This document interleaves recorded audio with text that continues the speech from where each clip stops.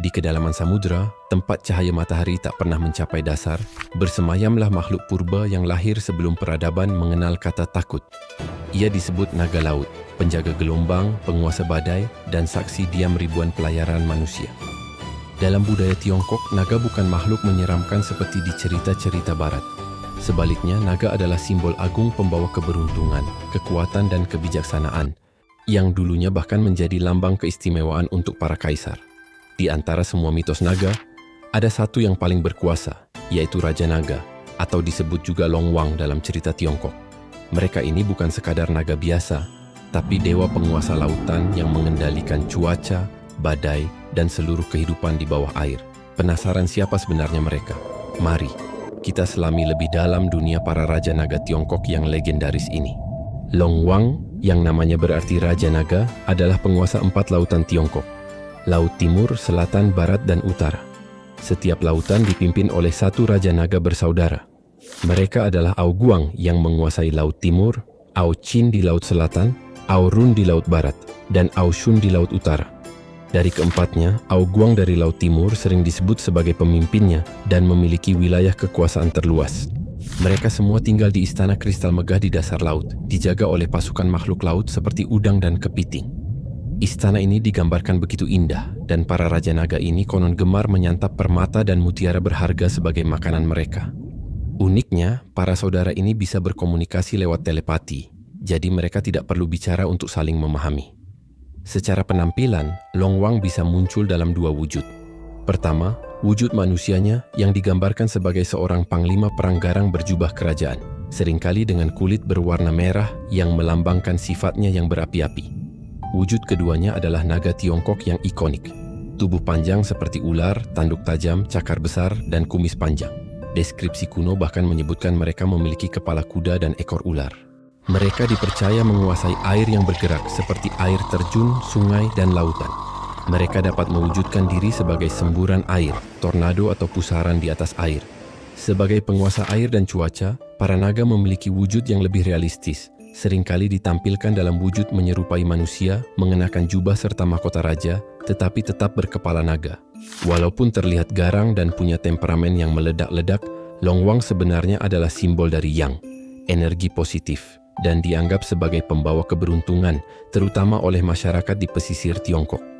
Mereka adalah penyeimbang bagi dewi laut lain yang lebih lembut hatinya, yaitu Mazu. Dalam kedudukan surgawi, para Raja Naga ini sangat berkuasa dan hanya tunduk pada Kaisar Langit atau Kaisar Giok. Kekuatan utama para Raja Naga adalah mengendalikan cuaca. Mereka menguasai awan dan hujan. Jika mereka senang, mereka bisa memberikan hujan yang subur. Tapi kalau mereka marah, bencana besar bisa terjadi. Mereka bisa menciptakan badai dahsyat dan banjir yang menenggelamkan kota-kota. Ada satu cerita rakyat dari dinasti Tang yang mengisahkan bagaimana Raja Naga Centang sangat murka setelah mengetahui keponakannya disiksa oleh suaminya. Tanpa ragu, ia langsung membanjiri kota sebagai bentuk balas dendam. Inilah sebabnya mengapa masyarakat Tiongkok zaman dulu sangat menghormati dan memuja Raja Naga, berharap agar mereka tidak murka dan terhindar dari bencana alam yang berhubungan dengan air.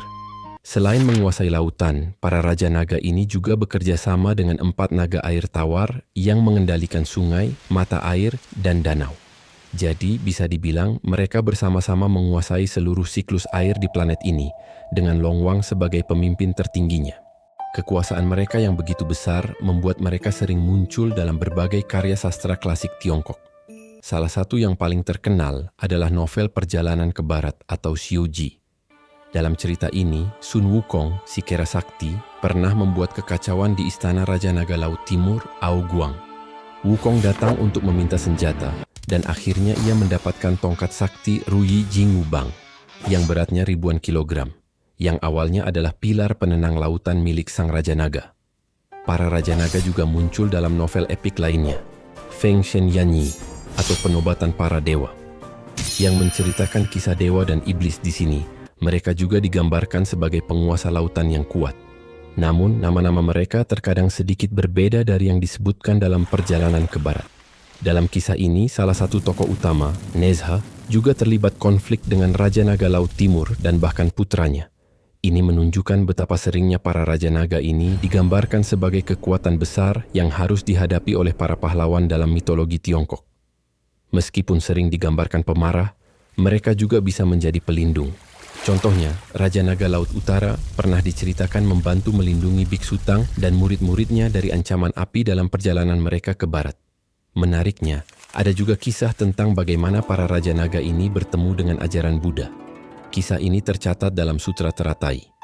Putri bungsu Longwang yang bernama Sagara tanpa sengaja memberikan permata berharga kepada Sang Buddha yang saat itu menyamar sebagai pengemis. Terkesan dengan kemurahan hatinya, Sang Buddha kemudian menerima Sagara sebagai muridnya dan mengajarkan Dharma kepadanya. Setelah beberapa tahun, Sagara bertekad untuk membawa ajaran ini kepada ayahnya, Sang Raja Naga. Awalnya Longwang sangat menolak ajaran baru ini. Usaha putrinya sia-sia. Akhirnya Sang Buddha sendiri yang turun tangan. Beliau datang langsung ke Istana Kristal di dasar samudera dan mengajarkan Dharma secara pribadi kepada Longwang. Setelah memahami ajaran tersebut, Longwang akhirnya menerimanya, dianugerahi status dewa, dan mulai menerapkan prinsip-prinsip Dharma dalam pemerintahannya di bawah laut. Hingga hari ini, warisan Longwang masih sangat hidup, terutama di komunitas pesisir Tiongkok. Nama mereka sering disebut saat musim kemarau panjang, memohon agar mereka menurunkan hujan. Tidak aneh jika kita menemukan kuil-kuil yang didedikasikan untuk para Raja Naga di sepanjang pantai. Bahkan ada perayaan khusus untuk ulang tahun Longwang yang jatuh pada hari ke-13 bulan ke-6 dalam kalender Imlek. Perayaan ini biasanya dimeriahkan dengan parade dan pemberian sesajen. Lomba perahu naga yang sangat populer itu pun sebenarnya terinspirasi dari mereka. Perahu yang panjang dan dihias megah itu dibuat untuk merepresentasikan sifat Longwang yang berapi-api dan kuat. Jadi, Raja Naga atau Longwang lebih dari sekadar monster laut. Mereka adalah dewa yang kompleks, bisa menjadi pelindung yang baik hati, tapi juga bisa menjadi kekuatan alam yang dahsyat jika diusik. Mereka adalah penguasa cuaca, simbol kekuatan, dan bagian tak terpisahkan dari budaya dan sastra Tiongkok selama ribuan tahun. Dari istana kristal mereka di dasar samudera, mereka memerintah dunia bawah air dan mengingatkan kita akan kekuatan alam yang luar biasa. Kisah mereka mengajarkan tentang keseimbangan, rasa hormat terhadap alam, dan bagaimana amarah bisa membawa kehancuran, sementara kebijaksanaan membawa kemakmuran. Itulah tadi kisah mendalam tentang Longwang, para Raja Naga penguasa lautan dalam mitologi Tiongkok. Yang ternyata ada dua sisi, baik dan sisi pemarahnya. Masih banyak cerita yang belum atau tidak dapat terungkap secara pasti sampai saat ini. Hanya lautan yang dalam yang dapat bercerita tanpa suara.